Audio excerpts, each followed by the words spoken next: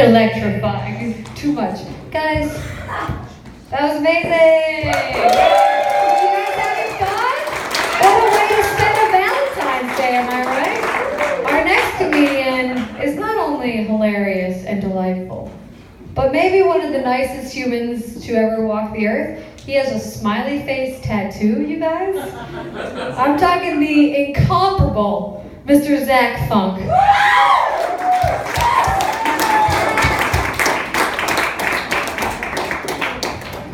She's not kidding. You can kind of see it there. Zach, we love you. I'll show you all up closer in person later if need be. It's from a comic book maybe one of you have heard of.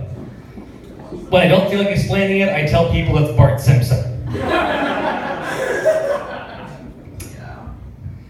So, being that it's Valentine's Day, I believe it's important to start the evening off with a poem.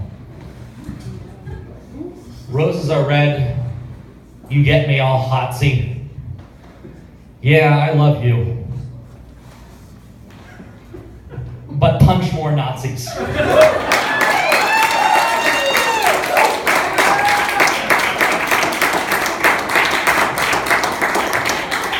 I went from a shirt about hugs to a shirt about punching Nazis. That tells you everything you need to know about me. So, it's Valentine's Day. Do you guys believe in the idea of love?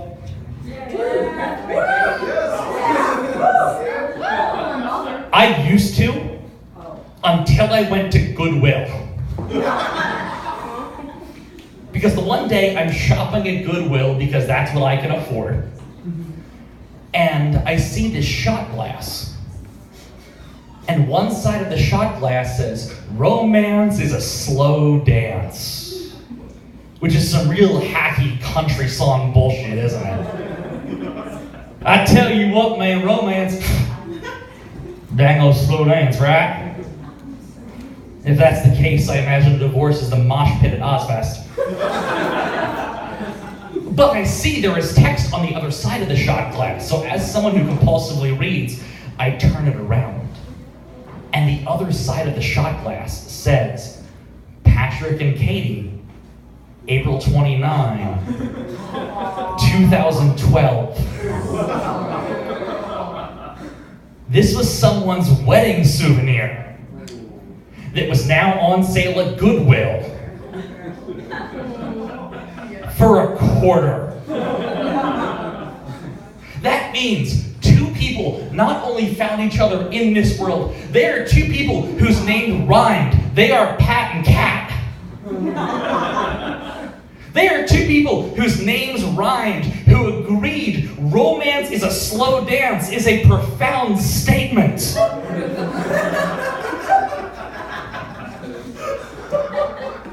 They found each other.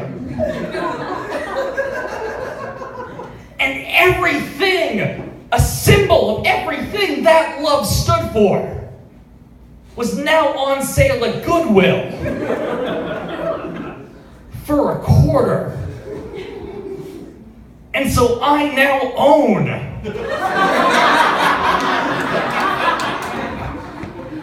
that symbol of their broken love that I bought at Goodwill for $0.25. I call it the sadness shot. If whatever you're drinking out of it costs more than $10 a bottle, you're not allowed to use it.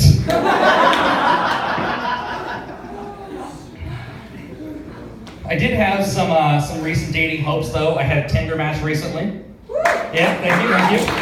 Someone swiped right on me, fuck yeah. And being the nice, compulsively polite boy that I am, I just said like, hey, you seem interesting. Would you like to chat sometime? Because fun fact about me, I've had a lot more meaningful conversations than I've had meaningful sex. And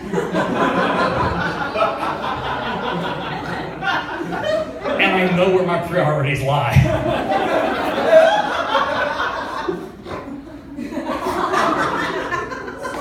Yes, that's my friend Megan. Hello. You may notice Megan throughout the night. Because she is the laugh of 10 people. Fellow comics later tonight, you're welcome. And so, I say, hi, you seem interesting. Would you like to chat? The response I received in return was, sup. They call me Queefs. Queefs, yes. And again, being the nice, polite Lancaster County boy that I am deep down, I responded, Queefs? Is that short for something?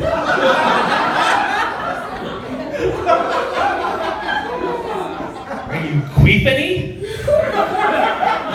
Queefip, maybe? I don't know. I don't want to get too gender normative. And I haven't gotten a response. So I'm a little heartbroken. I haven't had much luck with the online dating stuff. I did meet one person once through an online date. It was an OkCupid match. We met in this bar. We talked about like what we're into, what we do for fun in life. I talked about stand-up comedy. She told me how she was the president and founder of her college's BDSM club. Which was not a thing I knew you could be. Like, I wonder if that's on her resume, like, graduated summa cum laude, president, whips and chains. Do they have a booth set up?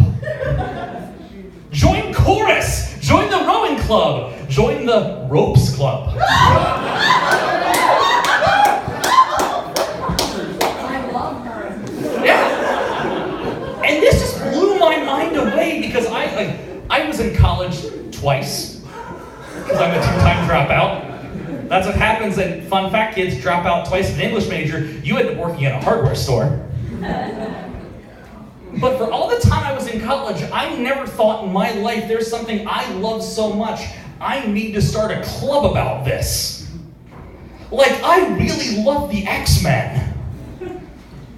But I never started an X-Men club. This person loves getting tied up and fucked more than I love the X-Men.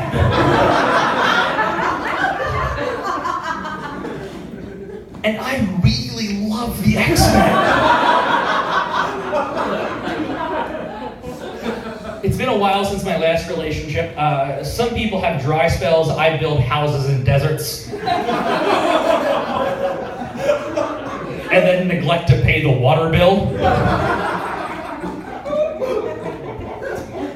Because part of it too, like I said about conversations and things, my general motif, I don't care who you are. If I'm talking to you, I'm not trying to fuck you. I'm just hoping you like Kurt Vonnegut as much as I do. So it goes for another tattoo. And so people be like, that person was totally flirting with you. I'm like, well, what's flirting? Flirting is, it's being interesting, it's being funny, it's listening to the other person. Like, that's not flirting, that's the basic social fucking contract. And so I never understand when someone is flirting with me, because I'm just compulsively nice. And not that bullshit nice guy nice, either, okay? The friend zone, all that bullshit. Friendship is not capitalism. No one owes you shit. No one owes you sexual goods and services for your friendship favors. So the first time I went back to college, second time I was in college, I have this class with this girl, and we start talking about 18th century British romantic poetry, which of course makes me think of Paul Giamatti. It does. And particularly a film called Cold Souls. If you haven't seen it, see it, it's great. I mentioned this because it related to the poem, and this girl in my class goes, oh, I really want to see that. And because I'm dumb, I said, well, if you'd like, you can borrow it.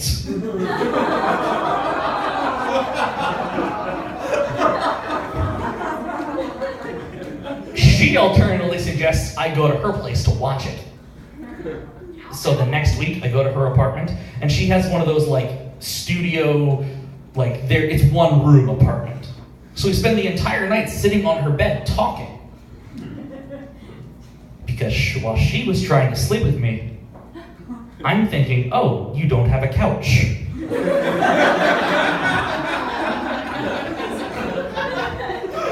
So we're making do with the situation we have.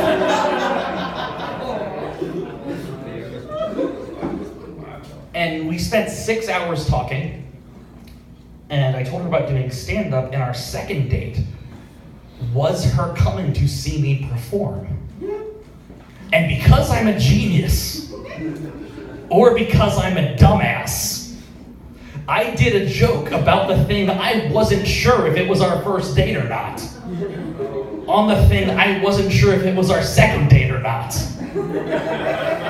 With her in the audience. And the joke went as follows. So I was hanging out with this girl the other night, and we had a really nice time, and I'm like a total gentleman in any of these situations. Like, I will hold the door open for you, I'll buy you a drink, I'll go down on you, whatever. Equal opportunity orgasm is important. That's what I'm saying. But we're talking throughout the night, and I find out that on her back, she has an E.E. Cummings poem tattooed. I love you. As do I. And at this point, I lost control. And I threw her on the bed. And I just read the fuck out of her.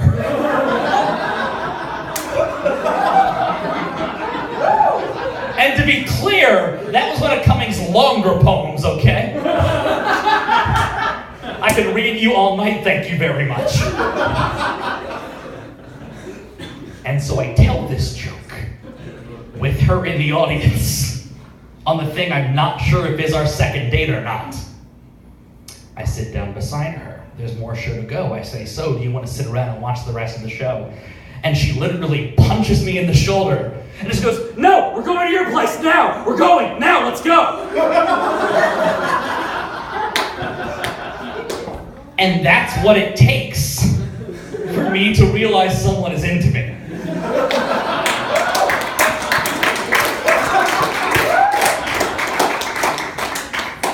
So we date and we hit a point where we have the sex. I say the sex because up until that point it had been about 6 years. Yeah. Fun fact, 6 years is the time it takes condoms to expire.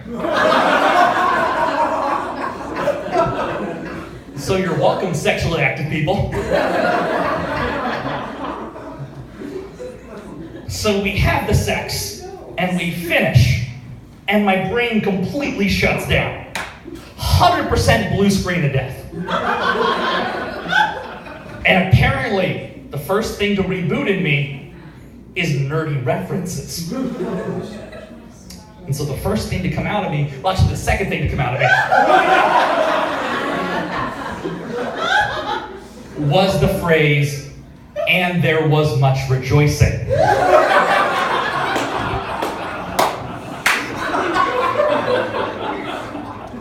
I followed sex with a Monty Python quote. So I immediately begin to panic because I realize this is never, ever, ever happening again. And I don't mean postcoital Python, I mean sex. And then she looks up at me and goes, yay.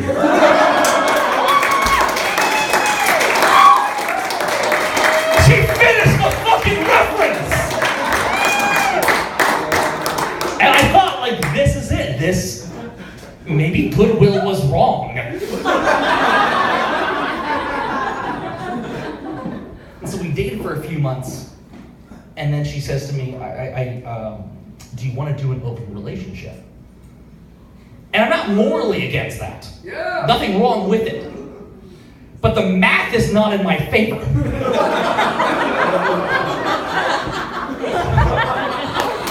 Because while she would see other people, I would be back in my desert house with the water shut off. So things didn't work out, we broke up, and I realized when someone asks me to be in an open relationship, It's kind of like you go to your friend's house and your friend asks if they want to order a pizza. Your friend has already decided they're getting a pizza. Because they are very hungry. But if you'd like to chip in on the pizza, they feel like less of a glutton. Should I wrap up there? How am I doing time-wise? You're doing great. Do you want me to stop? Do I do a little more? Keep going. Okay, Gab, you mind? Yeah, go. Okay, cool. I had some new stuff I want to try on you guys. More Zach. That's fine. Cool. This is the compulsive politeness. So 2 things I'll tell you guys tonight. I'm going to end on a thing I promised Gab I would talk about earlier. Yes. Which is the story of how I made the greatest $20 I've ever made. Oh, yeah. But first, by a show of people sitting quietly thinking about how few life feels, who else has depression? Viewing it? All right. Why do you want to mania? Does that count? Close enough. I love you, Gab. I love you. And here's the thing, I'm super liberal, but a little bit of me is thankful for Donald Trump because Donald Trump's presidency has made me be able to explain depression to people with chemically functional brains.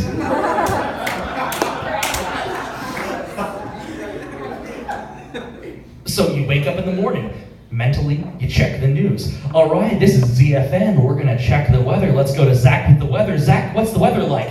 Thanks, Zach. The skies are clear, we're not crying. Let's check the traffic report. Zach, what's the traffic like? Well, things are a little slow on the parkway, but feet are moving. You have gotten out of bed. Fantastic. Now let's go to an interview with your brain's own personal Kellyanne Conway. Because that's depression. Depression speaks to you in alternative facts.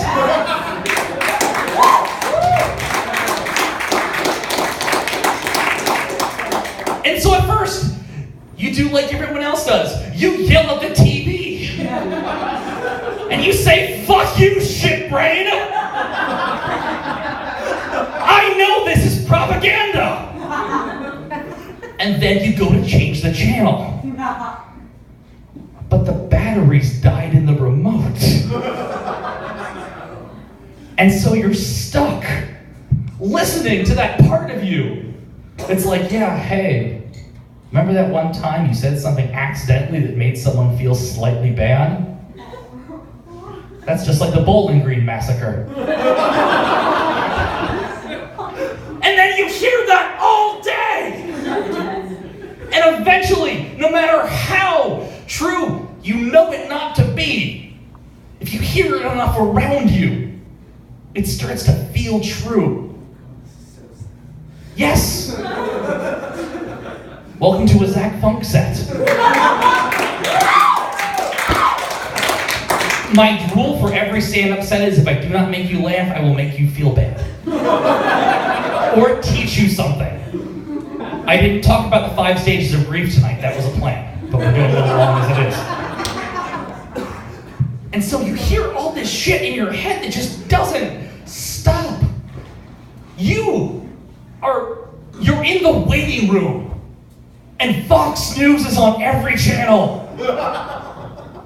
And no matter how nicely you ask the person behind the desk, they won't change it to Cartoon Network. That is depression.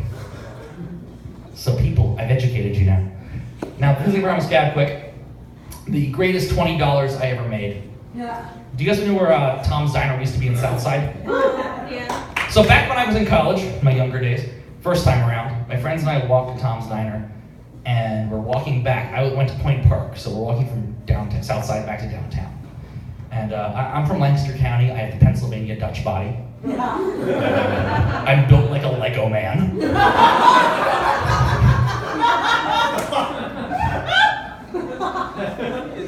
And to put it in the nerdiest way possible, to get the Pennsylvania Dutch bonuses, like being the ability to process alcohol and survive winter, I had to take the Pennsylvania Dutch defects, which includes a really shitty stomach sometimes. And so we're walking back from horrible diner food, and we almost make it to the 10th Street Bridge. And I realize there is no way I can make the walk back to Point Park without possibly shitting myself. And one of my college friends, and I said, guys, I think like it's after 2 o'clock, everything's closed. I don't know what I'm gonna do. I might have to go right here on the bridge. And my buddy goes, I bet you $20 you won't shit on the bridge. And I said, are you sure? Because I did just offer to do it for free.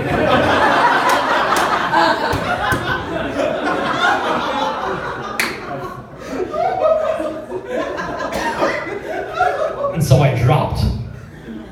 I leaned against the grating.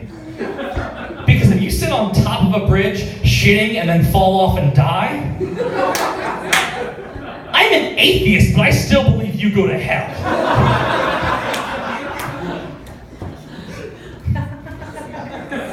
And I finish, and my friend is literally at this point tearing his hair out because he has bad OCD. He struggles to use general public restrooms. And he's like, oh man, you have such big balls! I'm like, no, I have bad bowels. I'm Zach Funk, thank you.